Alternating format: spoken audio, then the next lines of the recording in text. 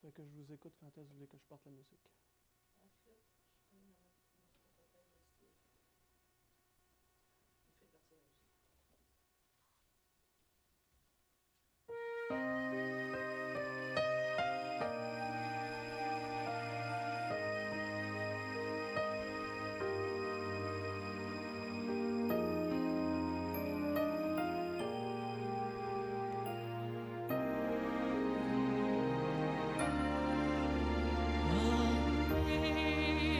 Amazing grace, how sweet the sound that saved the wretch like me.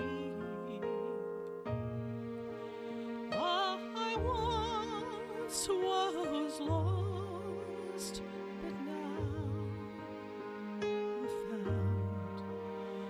Was blind, but now I see.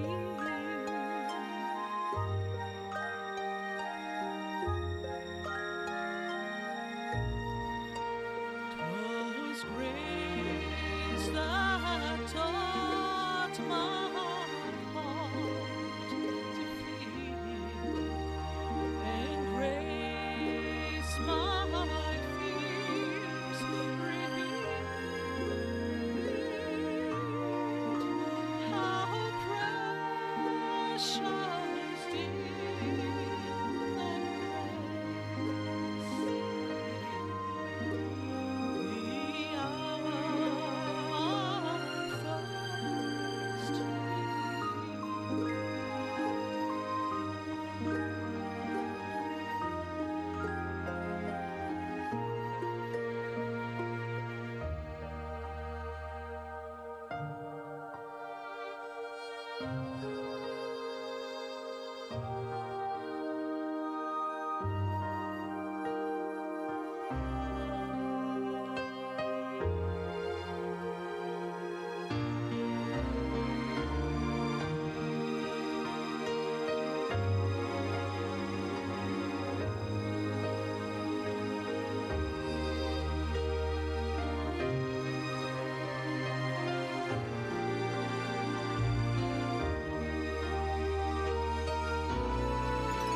The Lord has promised good to me. His words my hope secures. He will my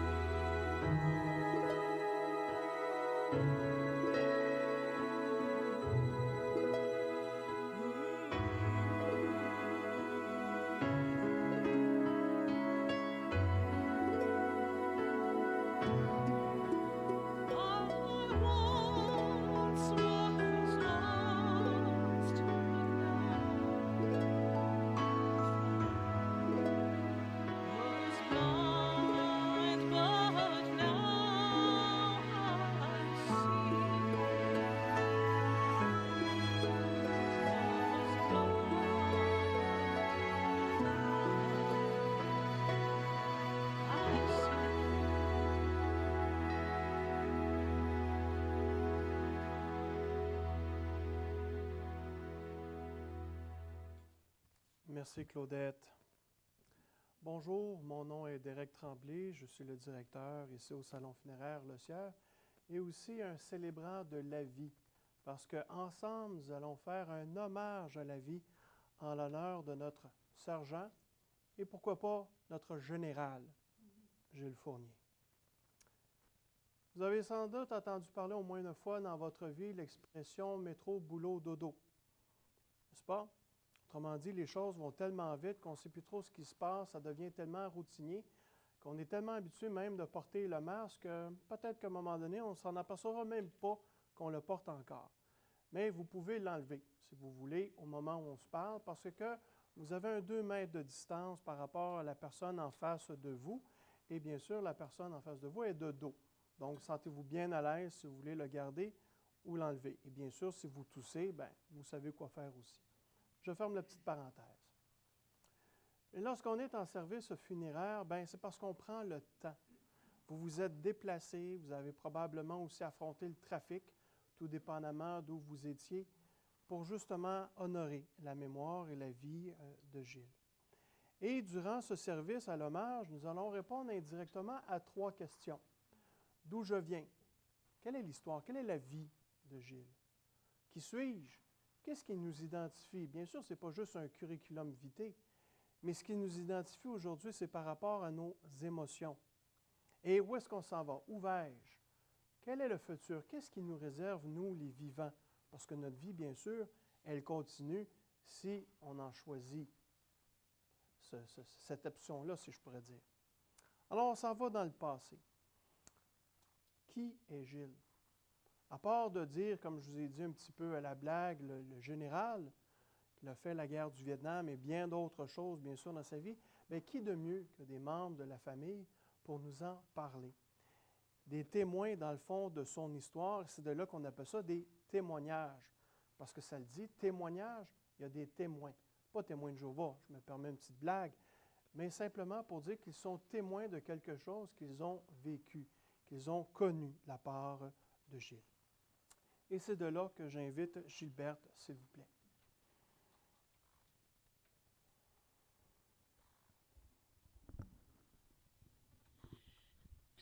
Merci beaucoup, tout le monde, d'être là.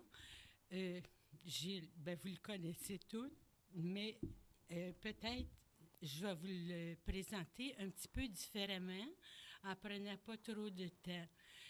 Gilles, au début, je vais vous faire rire parce que c'est des petites anecdotes très drôles. Quand il était enfant, mes grands-parents l'ont gardé et puis Gilles, il était espiègle, puis il y avait 2 oncles qu'il aimait beaucoup.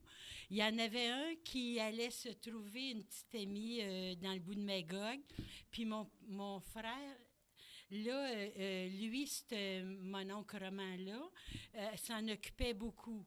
Et puis, il disait, écoute, là, je m'en vais, je peux pas t'amener. Là, il dit, c'est correct. Il dit, fait, tout d'un coup, il se ramasse à Magog, puis mon frère était dans la valise de l'auto. Fait qu'il dit, bon, il dit, une belle fin de semaine avec ma nouvelle petite amie qui est devenue son épouse aujourd'hui. Et puis, un autre, mon oncle Raymond, qui a peut-être perdu un fils, puis qui rêvait d'en avoir un, il adorait Gilles. Et puis, c'était un homme très, très drôle parce que quand il y avait un beau chalet au lac au lac Roxton, puis là, il disait à Gilles, écoute, demain, si tu veux venir avec moi, il faut que tu ailles te ramasser des verres pour aller à la pêche. Là, Gilles, il dit, c'est correct. Fait que là, il fallait qu'il aille à l'école le vendredi dans la journée. Mais là, il avait tout serré. Il dit, il avait caché ses verres dans le lit. Fait que ma grand-mère, elle disait, oh, le petit Veidi. Mais ma grand-mère, elle chicanait beaucoup après, mais elle n'a jamais été capable de le punir.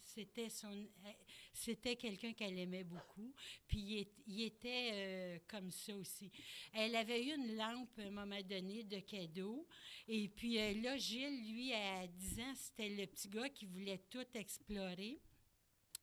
Et il dit, bon, moi, je veux voir comment est-ce qu'elle va brancher ça. Puis il a tout défait la lampe. Ma grand-mère n'était pas de bonne humeur. Mais il dit, inquiétez-vous pas, grand-mère. Il dit, je vais tout vous la réparer. Il a réparé. Et puis, ça a été comme ça. Puis ensuite, bien, là, moi, c'était mon frère, c'est sûr. Un frère, souvent, je lui disais, écoute, t'es pas mon père. Mais j'ai tellement appris avec lui. Gilles parlait 5 langues autres que le français. Puis, une petite anecdote aussi, que je disais tantôt, probablement à cause du virus et puis de la maladie, ils n'ont pas pu venir. Mais un couple de Vietnamiens qui sont arrivés il y a longtemps, il y a 25 ans. Gilles leur a appris à parler français. Puis aujourd'hui, ces gens-là opèrent un beau petit restaurant sur la rue Saint-Hubert en famille. Fait que ça a été, tu sais, c'est des beaux moments quand même à se souvenir parce qu'il n'y a pas toujours été... Il y a des fois que, vous savez, l'armée, ça la prend beaucoup, mais ça détériore beaucoup une personne aussi. Mais disons que lui, Gilles, mon grand-père disait toujours, quand il était petit, soit qu'il devienne un fou plus tard ou qu'il devienne une bolle. Mais Gilles, c'était une bolle. Il a été... moi, j'ai une télévision chez nous. Tout ce que je sais, là, c'est ouvrir la TV, puis je connais rien d'autre chose. Mais si vous pouviez voir là, tout l'équipement qu'il y a là-dedans, ça n'a pas de bon sens. Fait que, et puis, c'était ça. Et puis, souvent, il me disait, « Ah, tu sais, ma sœur, tu te coucheras pas niaiseuse à soir encore, là, parce qu'il m'expliquait plein de choses. Puis, mais on a eu toutes les deux belles carrières. Et puis, on a toujours... lui avait ses appartements, moi les miens. On a été ensemble après la guerre du Vietnam. Il est revenu chez nous, il a travaillé pour Air Canada. Il y a eu une belle décoration avec une belle lettre en or du roi d'Israël pour avoir réparé l'avion et puis qui était stationné à Toronto pour empêcher les frais là, trop longtemps. Puis, en tout cas, c'était... vraiment, dans le moment, il me manque beaucoup. Puis, j'espère qu'il va continuer à veiller sur moi. Ouais, c'est ça. C'était mon frère. Merci, Gilberte. J'invite maintenant Diane.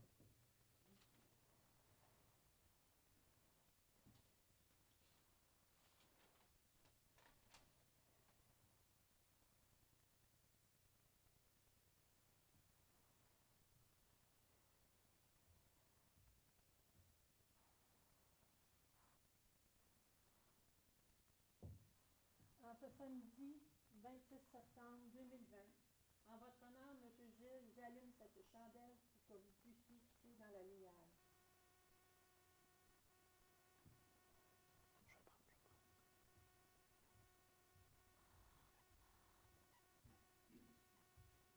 Je suis un petit peu plus grande. Pouvez-vous m'aider? Merci beaucoup. Je me présente, je suis Diane, une grande amie de M. Gilles et de Gilberte. Comme je disais, en votre honneur, M. Gilles, j'allume cette chandelle pour que vous puissiez quitter dans la lumière. Une nouvelle vie qui commence pour vous, loin de tous ceux que vous aimiez. Maintenant, c'est le temps de rejoindre les vôtres tout là-haut et de veiller sur les gens que vous aimiez. À moi maintenant de vous dire, M. Gilles, parce que je l'ai toujours appelé M. Gilles, c'est une forme de politesse, puis il y avait mon respect. Vous me manquez, vous m'avez tellement appris. Quelle droiture et fierté et bonté que vous dégagiez. Je remercie la vie de vous avoir conduit sur ma route. J'appréciais beaucoup votre façon de m'apprendre à votre manière la vie. Je pourrais parler de vous très longtemps. J'aimerais vous dire le plus beau souvenir qui est gravé dans mon cœur lors de votre déménagement, quand nous avons fait le tri de vos souvenirs militaires et que vous avez remis votre veston et votre képi et que vous vous regardiez dans un miroir. J'ai vu dans votre regard une partie de votre vie se défiler sous mes yeux. J'ai vu en vous un homme fier du devoir accompli. Vous étiez d'une telle droiture, c'était tellement touchant et beau à voir. Ce qui me manque le plus, votre présence naturellement, et nos conversations téléphoniques. Je m'estime privilégiée d'être la dernière personne avec qui vous aviez discuté au téléphone avant votre départ. Vous m'avez confié tellement de choses. Merci de votre confiance à mon égard. Je vous promets de respecter vos volontés. Je vous en fais ma promesse. Je termine votre hommage sur une citation de Jean Dutour. « La mort est un aimable gentleman qui vient vous prendre sans douleur pour vous emmener dans un beau pays où on leur retrouve ses chers disparus. » Merci à vous tous d'être là. Gilles serait très heureux. Au revoir, Monsieur Gilles. Je vous aime, Diane. Merci.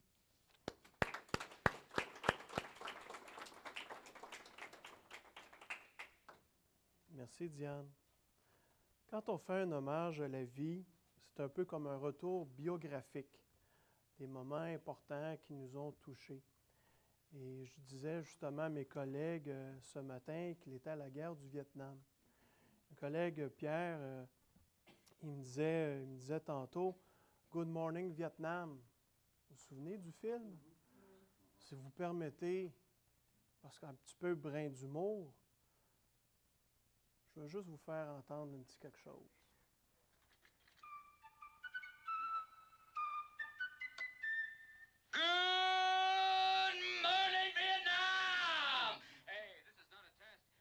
Donc, simplement un petit brin d'humour en disant que oui, ça vient nous chercher des fois le départ de quelqu'un.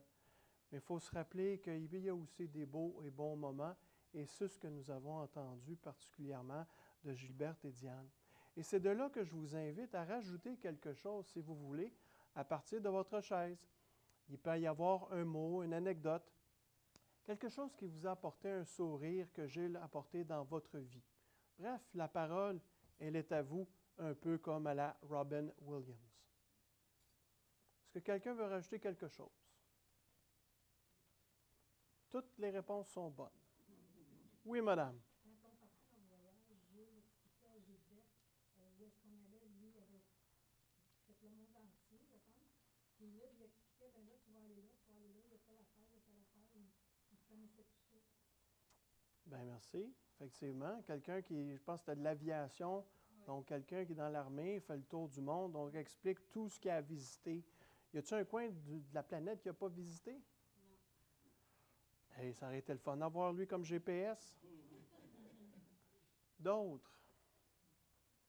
Je dirais merci à Gilberte et Gilles de nous avoir reçus dans le temps des fêtes.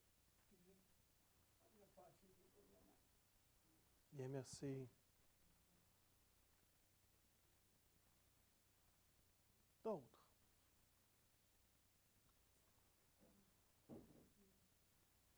Je donne un exemple. Je me permets des fois de dire un petit peu à la blague. Vous savez, ici, ce n'est pas un mariage américain. On va dire, de quoi qu'il parle? Mariage américain, quand on écoute la télévision, souvent le célébrant ou l'officier en avant va dire, bien, si quelqu'un a quelque chose à dire contre ce mariage, qu'il le dise maintenant ou qu'il se taise à jamais. Bien là, c'est le temps de parler, honnêtement, parce que c'était prévu depuis le mois de mars. Et Dieu sait que ça a été quelque chose, depuis ce temps-là, il s'en est passé des choses. On se souvenait, je me souviens très bien, on se disait, si on mettait ça le 26, qui était un anniversaire particulier aujourd'hui, et est-ce qu'on pense que ça va être terminé, le COVID-19? Imaginez, on se posait ça au mois de mars. J'ai dit, si j'avais une boule de cristal, je vous dirais bien une réponse tout de suite, mais je ne le sais pas. Et on avait prévu faire une réception. Mais là, vous voyez les circonstances, on se pose, on devrait-tu ou devrait-tu pas? Mais bref, la réception est un moment justement pour partager des beaux moments. Donc, comme il n'y en a pas, c'est là que j'encourage à le faire. Mais s'il n'y en a pas d'autres, ce n'est pas plus grave que ça. Ne faites-vous-en pas. Je veux juste souligner que demain, M. Gilles aurait 80 ans. 80 demain. Oui. Et puis la même journée que sa grand-maman. En plus, de sa grand-mère, de votre grand-mère. Et en plus, je pense que vous aviez un petit toutou, hein? Oui, bien ça, c'est ma famille maintenant. C'est le cadeau qu'il m'a fait.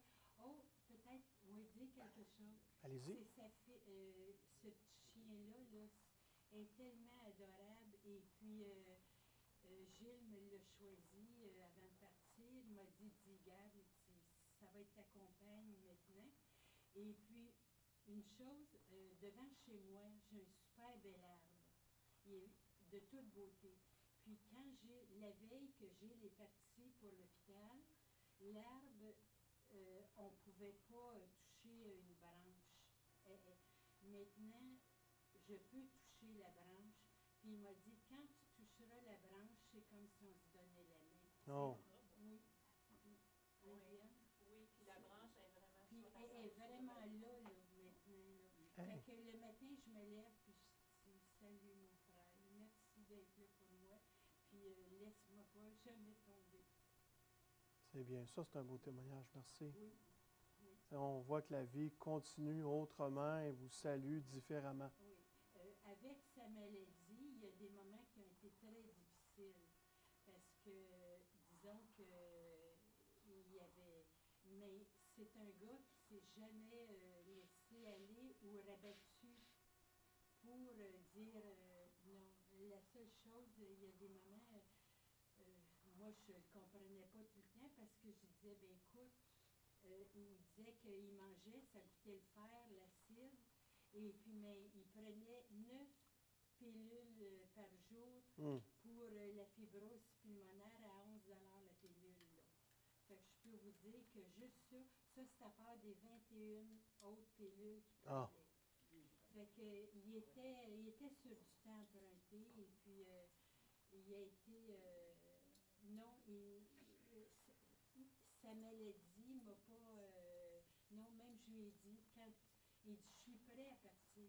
Il dit j'ai plus de qualité de vie tout ça, puis j'ai compris ça aussi. Bon. Fait que dans le fond, le fait que la branche soit là maintenant, qui vous salue, puis le petit toutou, là. Ma petite Kiko qui est Kiko. là, oui. On voit. Oh oui. J'allais vous dire, quand on s'est vu il y a quoi, à peine un mois, elle a amené Kiko. Tu sais, les petites bêtes, là, plus petits qu'un chaton, là. Mais bon, ça fend le cœur, mais comme je vous dis, la vie continue autrement. Bien, merci de ce témoignage. Est-ce que d'autres voudraient rajouter quelque chose? Sinon, ce n'est pas plus grave. Oui, monsieur.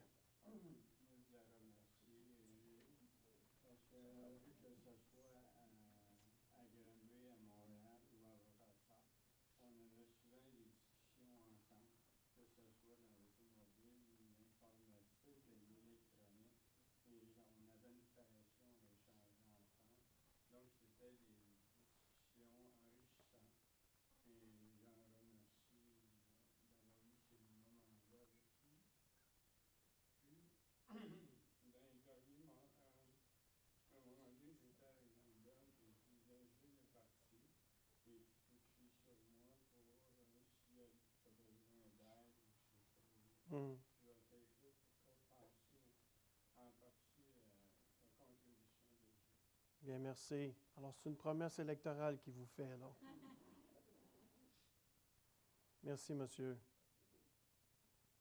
Alors, s'il n'y a pas d'autre chose, on pourrait, durant la prochaine chanson que nous allons écouter de Claudette, le Ave Maria, on pourrait penser justement des beaux souvenirs que notre général vous a fait, parce que je vous avoue, je ne le connais pas comme tel, mais il a affecté positivement, j'espère, vos vies, sinon vous ne seriez pas ici aujourd'hui. Donc, durant ce beau chant, méditons sur la belle vie de Gilles.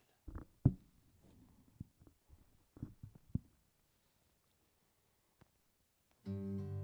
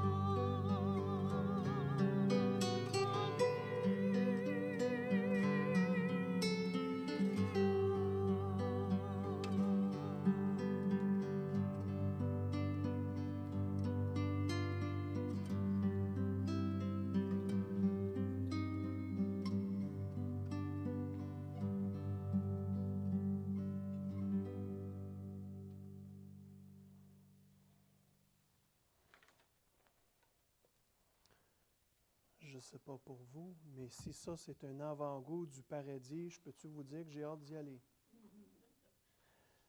Merci, Claudette. Notre moment présent, en lien avec les émotions. Vous avez sûrement eu, à un moment donné dans votre vie, la chair de poule. Probablement en écoutant aujourd'hui Claudette. Vous savez, c'est quoi la chair de poule? Hein? C'est quand on écoute une musique, une citation, on voit une image, quelque chose, peu importe, le poil nous retresse. Hein?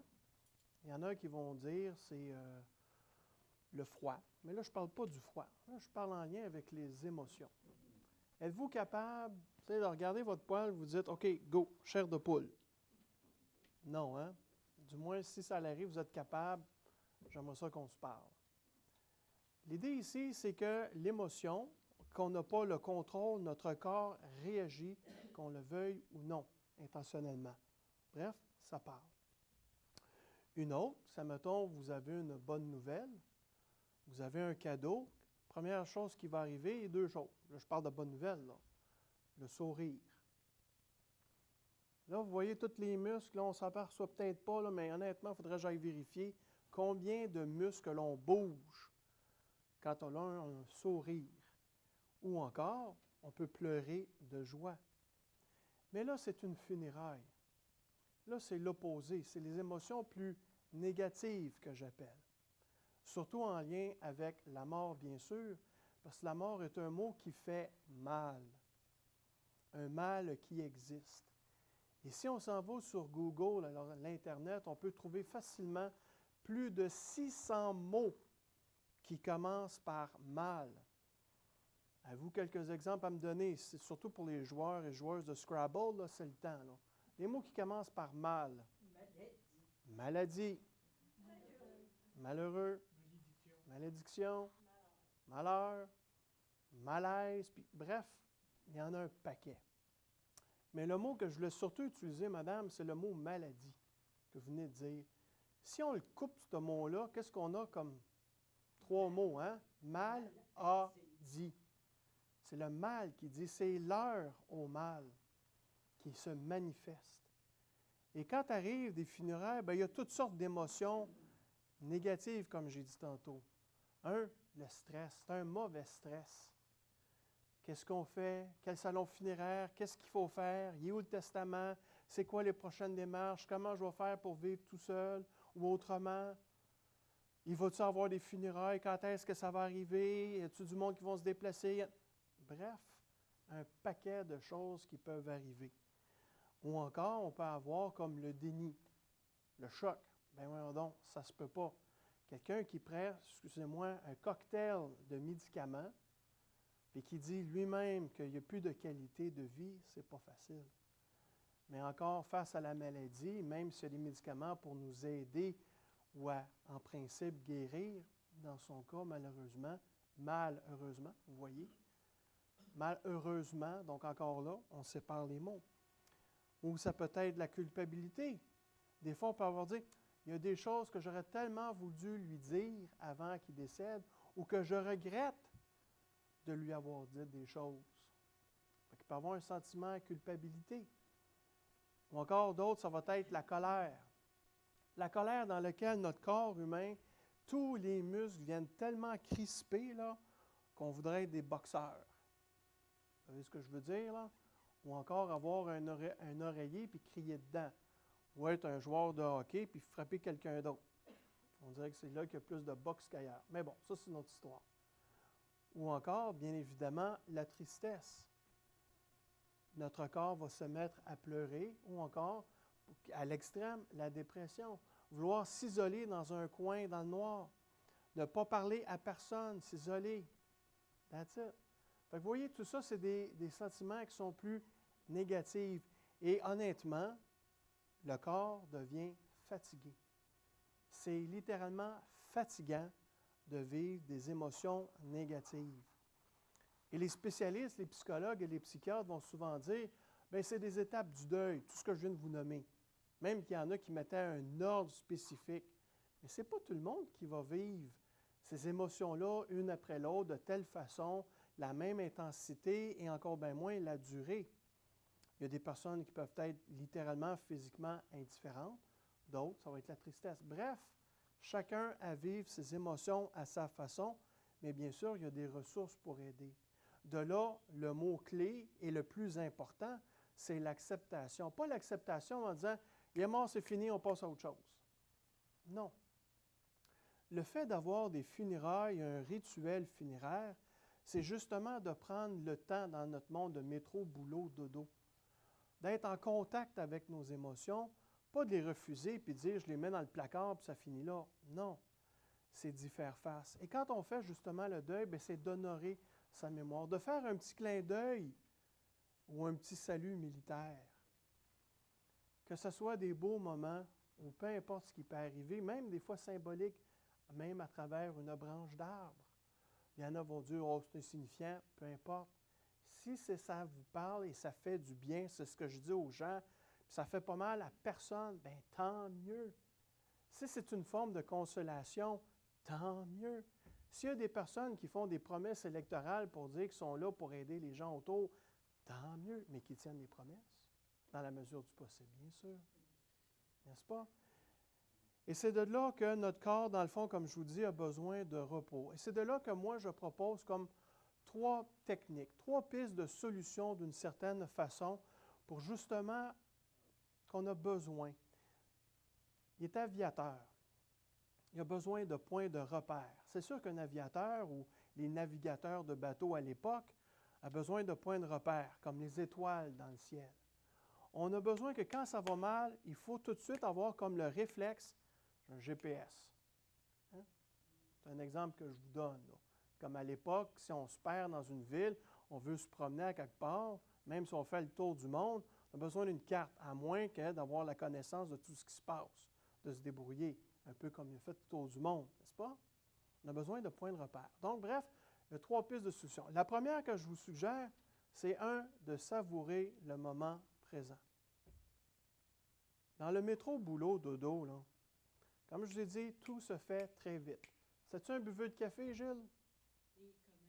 Et que oui. Imaginez que maintenant, quelqu'un qui ne prend pas son café le matin, de quoi ça va avoir de l'air? Mauvaise humeur. Ensuite, il y en a qui vont dire « Parle-moi pas, je n'ai pas eu mon café. » « Ah, mon café Tim Hortons, il n'est pas bon aujourd'hui. Hein? » Ça commence mal la journée.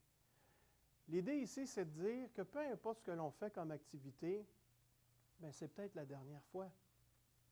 Le café comprend quelque chose d'aussi peut-être banal est vraiment très important. Que ce soit justement l'odeur, la chaleur, surtout en hiver où c'est frais, où il pleut, on tient sa petite tasse j'allais dire de thé, mais de café. Ça peut être de thé, ça peut être n'importe quoi. Parce que le moment présent, il ne reviendra pas. Que ce soit le COVID, surtout en période de COVID, moi je suis content, je suis en santé, je n'ai jamais été aussi en santé depuis les 2 dernières années. Mais je savoure cela. La journée que je vais tomber malade, puis je ne le souhaite pas, personne non plus, je le souhaite, mais quand on va avoir de la difficulté à respirer, c'est là que la maladie commence à parler et qu'on réalise, mais j'étais-tu bien en santé? De savourer le moment, de faire des choses quand on est en santé. Bref, ça c'est un premier exemple. Le deuxième, j'allais dire la position du chat, mais comme on a un petit chien, on va y aller avec la position du chien. Pourquoi? Parce que comment il s'appelait déjà Kiko? Kiko, mais Kiko comme personne. Kiko. Bon, on va dire Kiko. On l'a dans ses bras. Elle aime ça se faire flatter, elle aime ça licher les gens autour d'elle, peu importe. L'idée encore, c'est de la simplicité. L'idée, c'est de dire, c'est comme l'abandon, c'est de faire confiance à. Parce que ce n'est pas du tout ce qui se passe nécessairement autour, mais à savoir la présence des gens qu'elle aime, bien sûr, autour d'elle. Et comme tel, on a besoin, évidemment, comme tout animal, comme les chats en particulier, ils aiment ça dormir. Mais l'idée ici, c'est de trouver des moments de se relaxer. Prendre du temps de repos. Je vous l'ai dit, le corps est fatigué.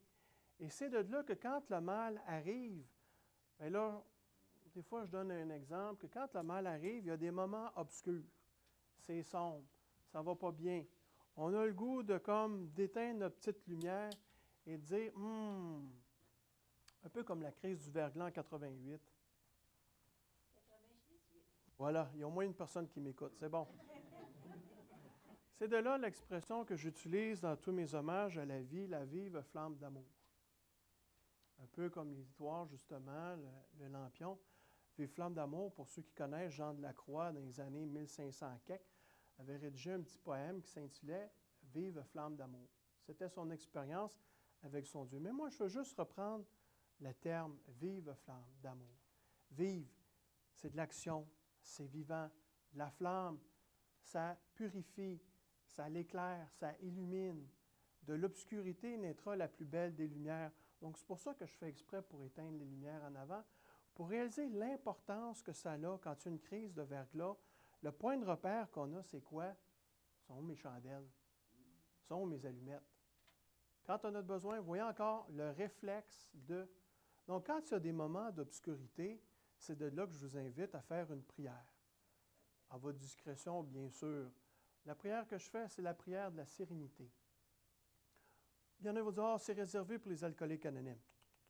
Si vous connaissez bien la prière, ça va dans toutes les circonstances et je me permets de l'adapter aujourd'hui. Alors, mon cher général Gilles, on te demande de nous apporter de la sérénité, de la paix intérieure, particulièrement pour les moments que nous ne pouvons pas changer. Inspire-nous de ton courage, de la détermination à faire face au mal, cet ennemi sacré qui peut des fois détruire notre vie, mais des fois avec l'inspiration et de la sagesse et du discernement. Non seulement on peut en arriver à en faire la différence, mais surtout de l'inspiration pour avancer dans la vie. Autant de rejoindre les étoiles, ce dont tu es en train de faire. Maintenant, peu importe où tu es, tu dois voyager maintenant d'une étoile à une autre, d'une galaxie à une autre. Mais que durant ton voyage, tu puisses nous regarder du coin de l'œil et d'avoir une attention toute particulière à nous, selon nos besoins, nos attentions, peu importe où l'on est. Et que bien sûr, tu puisses être une lumière dans nos vies. Mon cher Gilles, nous te saluons d'un salut militaire. Ensemble, vous savez c'est quoi le salut militaire? Saluons notre soldat.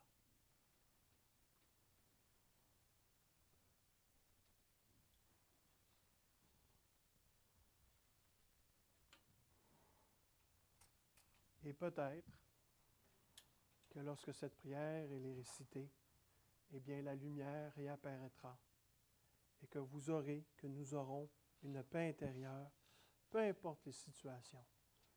Parce qu'on n'a pas à se le cacher, il va y en avoir d'autres décès des amis proches. Il va y en avoir d'autres mauvaises nouvelles. Mais nous avons le choix de lutter contre le mal. Un peu comme Gilles a lutté contre les ennemis, les méchants de notre société, pour transformer la maladie, non pas en santé, mais de transformer la maladie en bien-a-dit. Et que les situations malheureuses deviennent plutôt des situations bienheureuses. Et c'est ça, mes chers amis, tout simplement ce qu'est un hommage à la vie. C'est de faire un retour très bref sur la personne que nous avons connue, aimée, de prendre conscience de nos émotions aujourd'hui et essayer de trouver des moments de sérénité, de mieux-être, parce que notre vie, elle continue si bien sûr on en choisit. Alors voilà, l'essentiel a été dit. Essentiel, le carburant spirituel a été dit. Et merci d'avoir pris ce temps aujourd'hui, même si son départ remonte depuis le mois de mars. Merci d'être des soldats aujourd'hui et d'affronter le COVID-19 et les imprévus de la vie. Merci beaucoup. Je laisse maintenant la parole à Pierre. Initialement, je voudrais offrir mes condoléances aux gens de la famille que je n'aurais pas eu l'occasion de saluer plus personnellement. Je veux aussi remercier parents et amis qui se sont déplacés aujourd'hui pour rendre cet hommage à Gilles. Ce fut fort apprécié et je me fais ainsi le porte-parole de la famille. Je veux aussi vous remercier d'avoir opté pour le complexe funéraire Le Sieur. Et je vous assure que nous sommes honorés de vous avoir reçus ici aujourd'hui. Et j'espère que le temps allégera votre souffrance. Merci Claudette pour ces interprétations magnifiques. Merci Derek pour ses paroles chaleureuses et réconfortantes comme toujours. Merci beaucoup. Merci Pierre. Durant la dernière chanson, je vais vous inviter de rester assis. Claudette va nous chanter « Perce les nuages ». Ensuite, lorsque la chanson sera terminée, je vous inviterai à prendre une bouteille de champagne qui est à l'arrière avant de quitter la chapelle. Parce que tout de suite après, nous allons nous diriger au cimetière Monseigneur-Pelletier. Pour ceux et celles qui désirent rejoindre le cortège, je vous demande tout simplement de mettre les clignotants lumineux à votre véhicule et d'être très prudent, particulièrement aux intersections. Et se terminera le service funéraire directement là-bas au cimetière. Une bouteille de champagne, ce n'est pas pour fêter son départ, mais que la vie continue autrement. Aussi, si vous êtes venu en covoiturage, on vous demanderait initialement, c'est exceptionnel. Vous avez sans doute remarqué dans notre stationnement, on le refait au complet, c'est pour ça qu'il n'y a pas de ligne jaune. Donc, on vous demanderait tout simplement de prendre littéralement tous vos véhicules, parce qu'à 3 heures, il ne doit pas y avoir un seul véhicule dans notre stationnement. On s'excuse des inconvénients, mais on y va selon les ressources que nous avons en ce moment. Encore une fois, merci d'avoir pris ce temps. Claudette.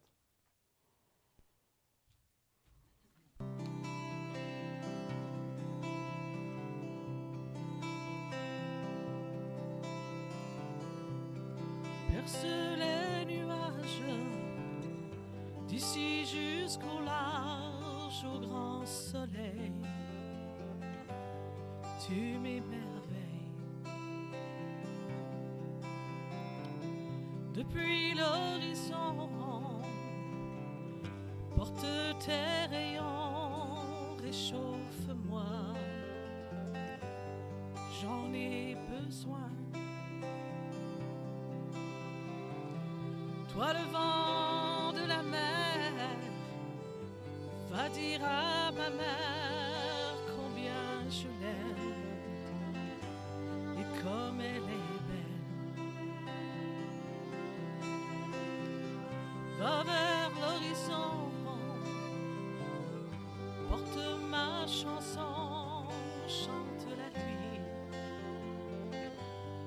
à son oreille.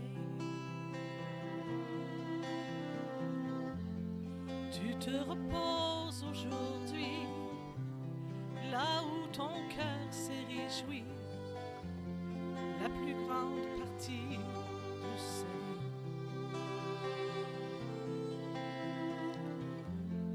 Mais seul tu es retourné au village où tu es né, là où notre père est enterré.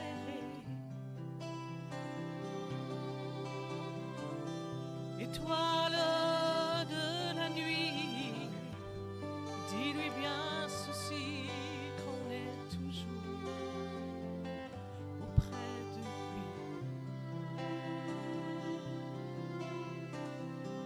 qu'il est dans nos cœurs comme une lueur qui brillera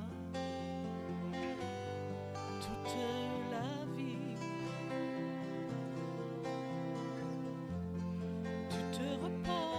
Aujourd'hui, là où ton cœur s'est réjoui, la plus grande partie de sa vie. Mais seul tu es retourné au village où